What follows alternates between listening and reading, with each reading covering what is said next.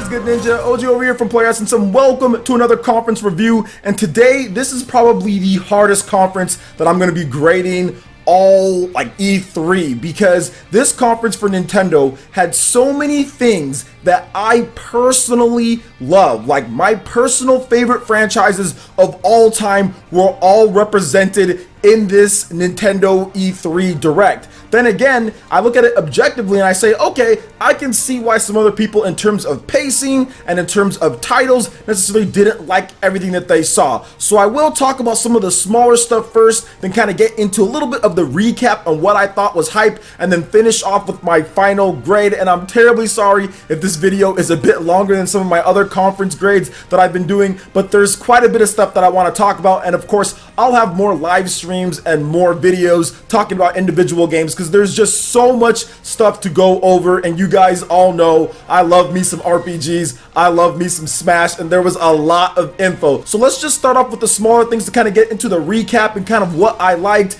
and that was Fortnite. Fortnite dropped on the Nintendo Switch, and literally everyone on my Switch is playing that game. Also, they did say, and I think apparently it works, you can plug in a headphone and you can have voice chat right then and there on Fortnite. So you have voice chat without the need of using Discord or without the need of using a smartphone app. And apparently it's working right at this point. So that's something that Nintendo didn't announce, but it's something that is new and included in the game. Also, Paladins did drop as well. Nintendo had a B-roll footage for all of that. Dragon Ball FighterZ, that was probably the big one in terms of third-party content for their Direct, and also another game that I'll be talking about. But Fighters Z, or Fighters, Dragon Ball FighterZ, was something that people really wanted on the Switch, and now it's there. So Fortnite, Paladins, Dragon Ball FighterZ, three great multiplayer games, all available or going to be available coming soon with Dragon Ball FighterZ. That's coming 2018. All on the Nintendo Switch, games that people have been asking for, and now we do got that. So that was really good. There was the Overcooked, Killer Queen Black.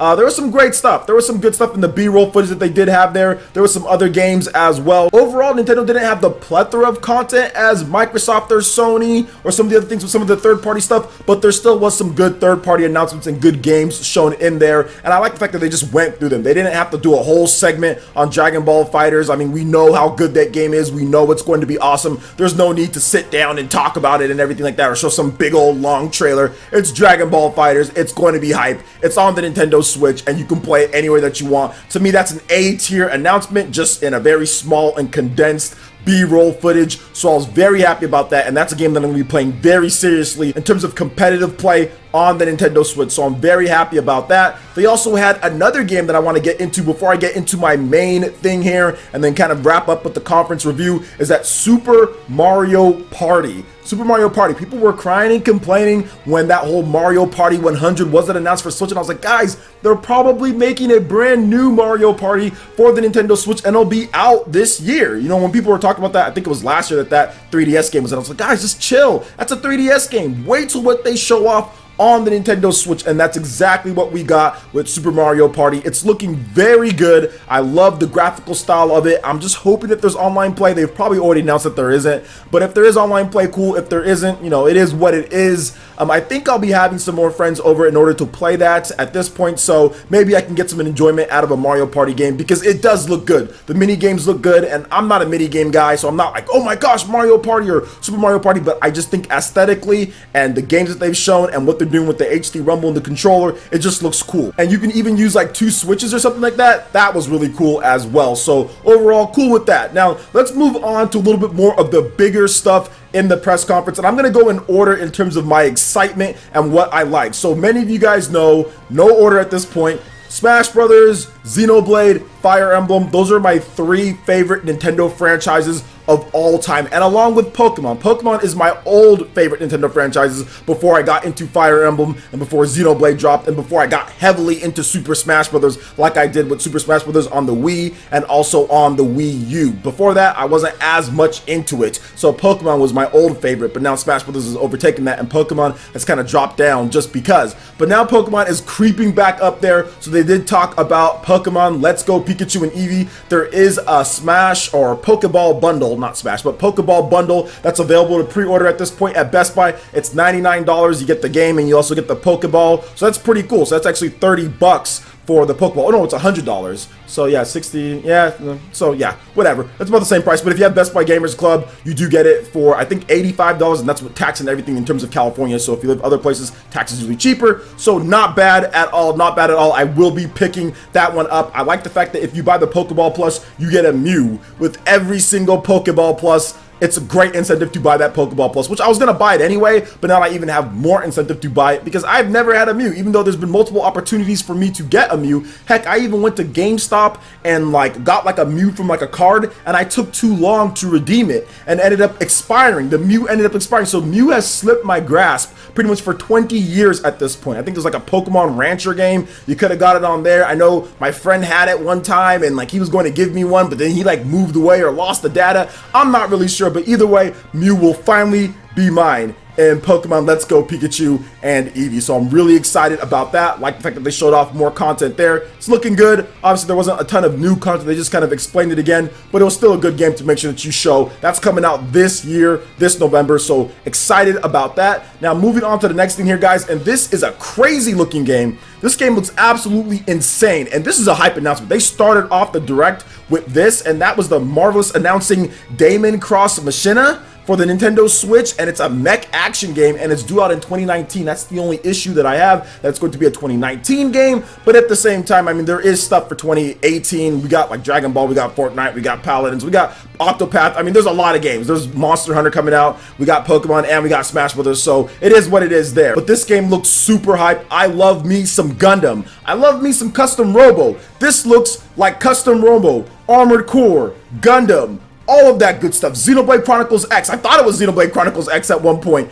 All of that mixed in together. And I used to play the old school front missions. I played those all the time on my PC, old school front mission, back when I couldn't afford games and we were first just getting into downloading certain stuff, man. I just remember this Japanese title. You couldn't even know what it is, but I just saw a picture of a mech and it was like front mission, it was Armored Core, it was those games, and I played those quite a bit. But this game looks super hype. Also like Robotech a little bit, so it has just a mix of everything. So I'm extremely excited to play this here, but especially Gundam. It looks like Gundam to me, customizable weapons and all that. Cannot wait to get into more of it. Love the sleek, cell shaded / 3D graphics in there. It just looks amazing, and it was fantastic just to start off the show. You've got some great developers behind this one, and I'm very excited. Marvelous has outdone themselves with this one because it looks really good. So I'm excited for this one as well. Now moving on to the next thing here, guys, and now this will be in order in terms of my favorite franchises. We've got Xenoblade Chronicles 2 DLC,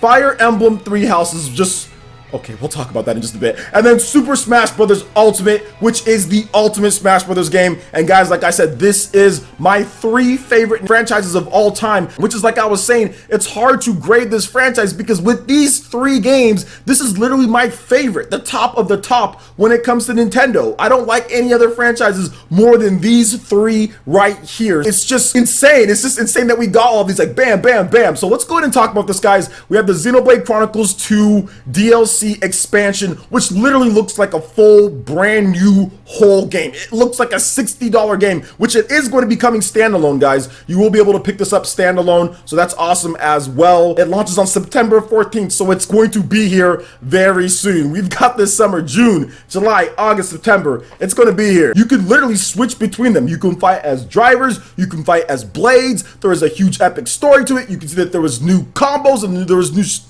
it was just blowing my mind. I can't even think right now. I can't even talk. It just looked so good. It looked so good. And like I said, Xenoblade Chronicles 2 is one of my favorite games of all time. One of my favorite games of all time, easily top 5 for me. So to see this DLC in all its glory and how you're going to be able to play as Adam, you're going to be able to play as Jin, you're going to be able to play as, oh my gosh, there's Bridget. Bridget's there with her old driver as well. So, I mean, oh my gosh, so good. The events before, it's a prequel. It's just amazing.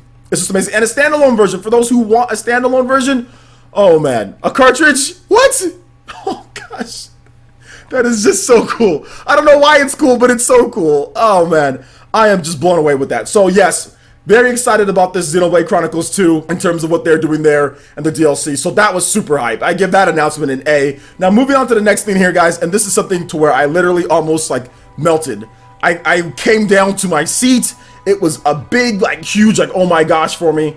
And that is Fire Emblem 3 Houses, when they said this is the best looking Fire Emblem ever, when they said this is going to have beautiful graphics, they were not lying. And it looks like they've taken the mechanics and they've taken what made Fire Emblem so great and they said, oh yeah, you think that's good about Fire Emblem? Okay, we'll have that and then we'll do this. It's almost like a RTS. There's like a bunch more enemies on the screen, like where you can take out multiple units. The graphics just look so beautiful. So I want to go over some of this overview. There's screenshots. There's just so much good stuff, guys. So a new Fire Emblem game for the Nintendo Switch first announced in January 2017. It's called Fire Emblem Three Houses and will launch spring 2019. So there is a delay, which is very unfortunate of the delay. I can see why they did it, just because 2018 is kind of packed Pokemon, and then you also have, you know, you have Smash Brothers, and then you also have Mario Party, you have Xeno 2 DLC. I mean, you've got some other stuff, so I get that. Octopath is coming out very soon here. You got Monster Hunter. I mean, I get it, but at the same time, a little disappointing. But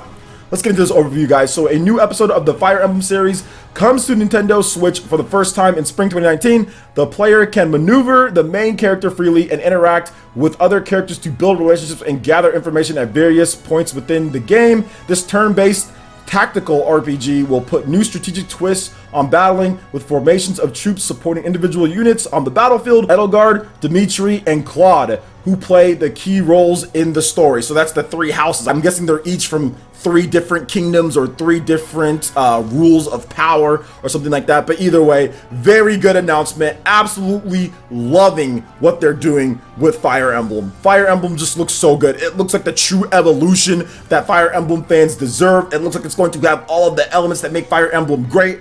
I don't know what else to say about it, guys, but it was an amazing announcement. So I'm very excited to see more of Fire Emblem, and I'm hoping that it comes out like spring, like March-ish.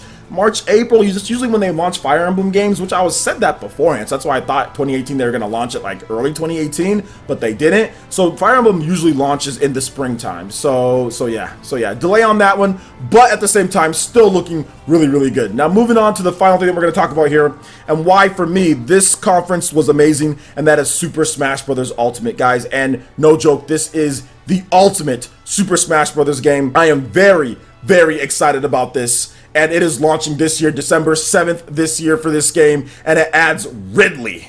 Ridley is actually going to be in the game, which I talked about before. I was like, you know what would be cool if they added Ridley to the game. If Ridley actually made it in, it'd be cool. I talked about it on the Spawncast, and it actually came true. So it was really good to see Ridley there, and there was just like huge 25-minute presentation on this, so I can understand from the pacing for some if you're not as much into Smash Brothers. But for me, that was just a huge announcement, and I was very excited to see it. Very excited to see everything in its glory.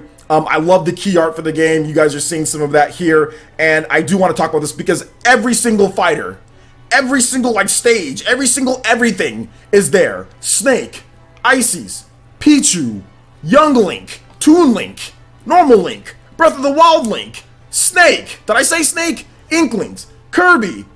I mean Ridley. Everything. Mario, Dr. Mario, Cappy. It's all there. It is all there, ready to go. You have normal Ike, skinny Ike. You've got buff Ike. You've got everything is there. Everything is there. Bayonetta is back. Like, Cloud is back.